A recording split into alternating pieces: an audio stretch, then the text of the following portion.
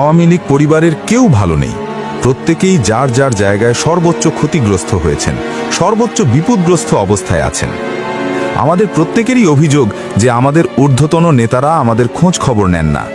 আবার সহযোদ্ধা বা অনুজদের প্রতি আমাদের অনুযোগ হলো সুসময় না থাকায় তারা আগের মতো আমাদের খোঁজ খবর রাখেননি। মোদ্দা কথা হলো আমরা কেউই এই অভিযোগ কিংবা অনুযোগের বাইরে নই। আবার আমরাও প্রত্যেকেই এর যত চাপের মধ্যে পড়ে তত শক্তিশালী হয়ে